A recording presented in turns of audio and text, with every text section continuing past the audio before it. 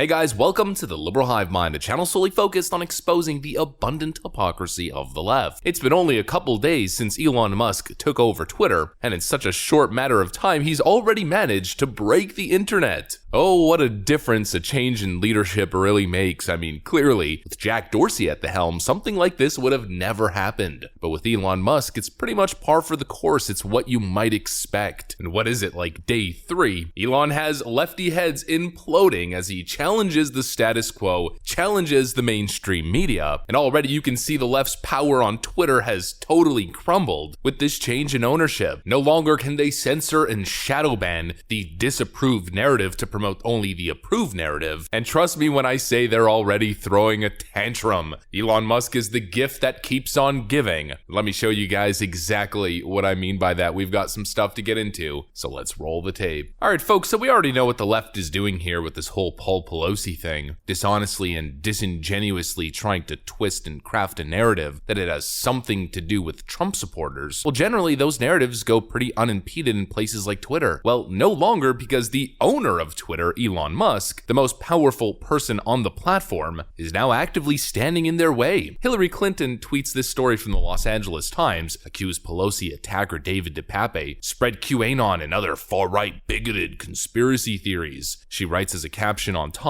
the Republican Party and its mouthpieces now regularly spread hate and deranged conspiracy theories. It is shocking but not surprising that violence is the result. As citizens, we must hold them accountable for their words and the actions that follow. Elon Musk then chimes in the comments section, replying, there is a tiny possibility that there might be more to this story than meets the eye. Tweeting this from the Santa Monica Observer, the awful truth, Paul Pelosi was drunk again and in a dispute with a male prostitute early Friday morning. Paul Pelosi stated that he doesn't know who the male is, but he advised that his name is David and that he is a friend. Yeah, right. And oh boy, are leftoids losing their minds. Bill Schur writes, the owner of Twitter is literally spreading misinformation. Kyle Griffin writes, Elon Musk is already spreading dangerous lies on the platform he owns. Which Benny Johnson responds with some receipts here. Kyle Griffin, the same guy of accusing Elon Musk of spreading dangerous misinformation, in the past wrote, good reminder, many parts of the Steele dossier have already been corroborated. John Cooper writes, serious question, how do we report the new owner of Twitter for spreading lies and conspiracy theories? And of course, the Blue Anon hashtag resistance regulars all chime in, all pushing the same dopey narrative that Elon Musk is a dangerous figure who's pushing misinformation. But is he, or is he merely practicing his First Amendment right to have an opinion or to challenge a narrative? Elon Musk didn't spread misinformation because he didn't say anything that was false and claim that it was unequivocally true. Elon Musk merely said, whatever the approved narrative is, whatever they're telling you about this story might not be the whole truth and other people are reporting something else. Not to mention the irony that Hillary Clinton and the rest of these dopey leftists are actually spreading misinformation about this individual somehow being a far-right extremism who committed this act because he was motivated by Republican rhetoric and conspiracy theories. There is literally no evidence to suggest any of that. We don't know what the motive was here, yet they're fully willing to craft this narrative and spread legitimate misinformation. They continue to promote this misinformation and then accuse anyone who questions it or challenges it as spreading dangerous misinformation. Seems a little bit ironic to me. What we're seeing here is clearly the left lashing out at the loss of control. Elon Musk buys the platform and already you can see a whole lot of shadow bans have been lifted. You can see the trending tab is already changing. A lot of right-wingers are coming back to the platform, restoring some sort of population equilibrium, possibly even a conservative majority on the platform, and the left no longer has control over the narrative as people can actually challenge it now and opposing views actually exist and are platformed. Even the owner of the platform himself providing that counterbalance, and leftoids are lashing out, melting down.